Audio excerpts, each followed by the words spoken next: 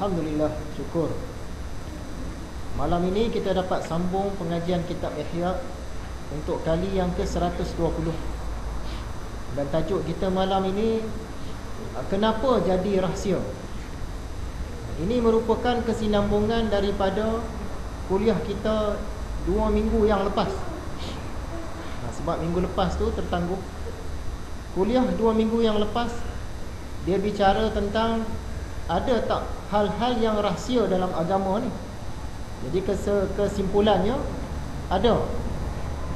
Jadi kenapa pula dia ni jadi rahsia?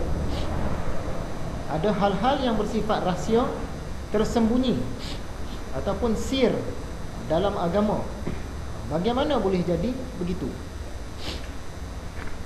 InsyaAllah malam ini kita nak tengoklah beberapa poin yang diberikan oleh Imam Al-Ghazali. Kenapa sesuatu itu boleh menjadi tersembunyi, boleh menjadi sir, boleh menjadi rahsia. Sebelum itu, saya ingin kongsikan dengan tuan-tuan beberapa dapatan daripada satu seminar kesufian yang saya hadiri pada hari Sabtu yang lepas. Salah seorang yang memberikan pengisiannya ialah Ustaz Siddiq Nur. Ini nak petik beberapa perkara yang dia sebut. Antara yang disentuh oleh Ustaz Siddiq Nur, kata dia sebenarnya peminat tasawuf, peminat kesufian ni ramai, tapi masyarakat sering terlepas pandang. Bila sesekali dikumpulkan tu baru nampak, oh rupanya ramai. Perkara kedua, antara yang dia sentuh, dia berasa kesal lah dengan sikap sesetengah syekh kesufian, syekh tasawuf, syekh tarikat dan orang-orangnya yang hidup mereka hanya menumpukan soal amal ibadah khusus, dengan suluknya, dengan zikirnya, dengan ibadah-ibadah sunatnya. Tapi mereka ni tak ambil tahu pun hal ihwal masyarakat. Dari segi sufi tu cantik lah, tapi dari segi kemasyarakatan tu dia buat tak tahu je. Dia tenggelam dalam dunia kesufian dia. Kalau kita perhatikan, orang yang paling sufi iaitu Rasulullah sendiri pun, dia ni masuk ke tengah masyarakat. Dia perjuangkan hal-hal dalam masyarakat. Kalau kita perhatikan 4 orang khalifah utama dalam Islam ni, keempat-empatnya pun lagi sufi lah daripada orang-orang yang kemudian. Tapi mereka pun berjuang di tengah masyarakat. Begitulah juga dengan Khalifah Umar Abdul Aziz, Sultan Muhammad Al-Fatih, penakluk Konstantinopel, Umar Mukhtar, Lion of the Desert, ada filem dia. 9 orang kabinet Wali Songo, semua jenis terjun ke dalam masyarakat. Kemudian kita perhatikan Nabi Musa. Nabi Musa ni dia pernah berguru dengan Nabi Khidir dalam satu tempoh waktu yang singkat. Nabi Musa dia jenis yang terjun ke tengah masyarakat, sedangkan Nabi Khidir ni dia jenis buat urusan dia saja. Yang kita faham macam tu lah. Tapi Nabi Musa berguru dengan Nabi Khidir, sungguh pun begitu, maqam Nabi Musa tetap lebih daripada Nabi Khidir. Sebab Nabi Musa ni termasuk ke dalam ulul azmi, dalam 5 orang Rasul paling utama. Begitu juga dengan Sayyidina Ali dan Sayyidina Umar. Rasulullah pesan kepada mereka ni, sekiranya kamu jumpa dengan Uwais Al-Qarni, satu orang sufi lah ni, Uwais Al-Qarni, kalau jumpa dia ni, kamu tolong mintakan dia doakan kamu. Kira tinggilah makam Uwais ni, sampaikan dari segi doanya, hebat lagi doa dia berbanding doa Sayyidina Ali dan Sayyidina Umar. Sampaikan Sayyidina Ali dan Sayyidina Umar kena minta Uwais tolong doakan. Sayyidina Ali dan Sayyidina Umar ni jenis orang yang masuk ke dalam masyarakat berjuang, sedangkan Uwais ni dia lebih banyak sendiri-sendiri lah. Tapi kalau ada peperangan apa dia masuk. Namun kita tengok dari segi makamnya, hebat lagi lah Sayyidina Ali dan Sayyidina Umar berbanding Uwais. Jadi nak cerita di sini, biasanya orang yang sufi, yang tasawuf, tapi dalam masa yang sama dia terjun ke dalam masyarakat, kedudukan dia lebih tinggi berbanding dengan orang yang sufi tapi dia duduk dalam gua, seorang-seorang dalam hutan. Yang berjuang dalam masyarakat ni lebih lagi.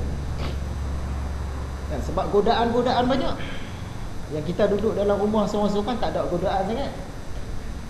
Ni dengan umpatan orang, dengan gejala-gejala sosial, dengan virus-virus dalaman, virus-virus luaran agama Islam, dia nak hadapi semua tu, jadi lebih lagi. Jadi Ustaz Siddiq Nur ni dia berharap orang-orang sufi ni lebih banyaklah yang turun ke dalam masyarakat berjuang. Perkara ketiga yang disentuh, dunia tasawuf dan orang-orangnya dijadikan musuh utama. Oleh siapa? Oleh penganut ajaran Wahabi. Kelompok-kelompok tasawuf, sufi, tarekat ni, kalau bagi golongan Salafi Wahabi, ni musuh utama. Dia cukup tak suka.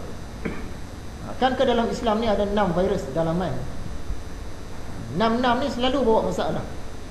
Yang pertamanya Syiah, kemudian Salafi Wahabi, kemudian Siplis, sekularisme, pluralisme, liberalisme, Siplis. Yang keempat, ajaran-ajaran sesat.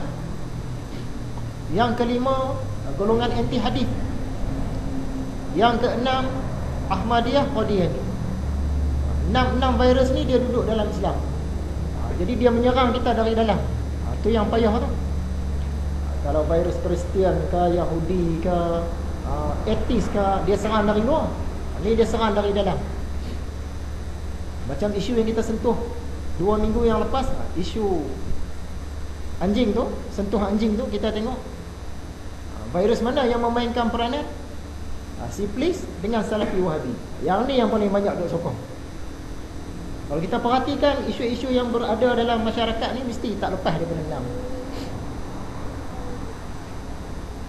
Seterusnya, ahli-ahli sufah. Siapa dia ahli-ahli sufah ni? Orang-orang yang pada zaman Nabi dia duduk di satu sudut di masjid Nabi. Mereka ni biasanya rata-ratanya orang yang musafir, orang yang miskin, orang tak ada pekerjaan, tak ada rumah. Jadi mereka duduk di situ. Ini ahli sufah. Tempat tu nama dia sufah. Sungguh pun mereka ni ahli sufah, tapi dalam apa-apa perjuangan agama mereka paling depan. Dia berbeza dengan kita sekarang. Kadang-kadang sebahagian ahli sufi ni apa-apa perjuangan dia tak mahu.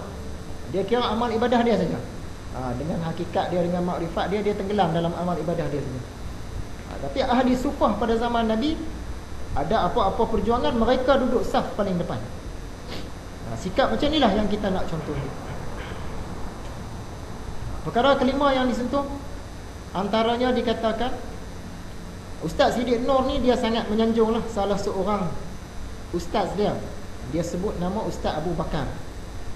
Saya pun tak tahu Ustaz Abu Bakar yang mana, tapi saya agak-agak ni Tuan Guru Haji Abu Bakar Ibrahim, Pondok Lanai. Kalau betul lah Tuan Guru Haji Abu Bakar ni, dia ni anak murid kepada Ustaz Umar Zuhdi. Ni satu orang karomah lah, Pondok Lanai. Pernah satu ketika Ustaz Abu Bakar ni dia mensyarahkan kitab Minhajul Abidin, satu lagi karangan Imam Al-Ghazali. Begitu menyentuh karangan Imam Ghazali ni, sampai kat Ustaz Abu Bakar ni menangis tersesak terus, berhenti terus kuliah. Punya menyentuhnya hati dia. Jadi Ustaz Siddiq pun sekarang dia cukup berminat mengajar kitab Minhajul Abidin. Kita pun beruntunglah, sebab kitab Minhaj ni dia adalah petikan daripada kitab Ihya. Saya bawa contoh dia ni. Ini kitab Minhajul Abidin, ringkasan kepada Ihya. Ihya dia tebal. Ini Minhaj. Kitab inilah yang dimaksudkan tu. Kemudian diceritakan tentang Hasan Al-Basri. Imam Hasan Al-Basri, daripada kalam dia bagi tahu dalam perang Badar tu terdapat 70 orang ahli sufah. Yang mana duduk dekat serambi masjid Nabi tadi, ada 70 orang. Yang tak ada kerja, yang miskin, yang yalah orang-orang susah lah, yang musafir. Mereka ni 70 orang masuk perang Badar. Perkara seterusnya, selepas kewafatan Rasulullah SAW, Sayyidina Abu Bakar naik jadi khalifah. Ketika itu ada sekumpulan orang Islam. Mereka ni masih Islam juga, masih semayang, masih puasa, sama macam kita. Cuma mereka ni tak mau bayar zakat saja. Hantar utusan jumpa dengan Sayyidina Abu Bakar, bagi tahu kata zakat ni soal dunia. Nabi Muhammad pun dah wafat dah, zakat untuk dia. Jadi sekarang tak payah zakat dah. Sayyidina Abu Bakar dia tak boleh terima hujah tu, dia hantar askar pergi serang. Perang kalah lah golongan yang malas bayar zakat ni tadi. Idea yang nak ditarik dari sini, zaman itu kalau satu daripada unsur-unsur syariat ni orang tolak, Sayyidina Abu Bakar istihad perang. Kita bayang zaman sekarang berapa banyak dah benda-benda dalam syariat ni orang duk buang, duk tolak, duk petikai kan. Seandainya Sayyidina Abu Bakar tu ada zaman sekarang ni dan dia masih khalifah lagi, tak tahulah pakat dia serang habis. Zaman dulu satu saja pun orang tolak, dia dah serang lah. Apatah lagi zaman sekarang macam-macam, banyak dah orang tolak.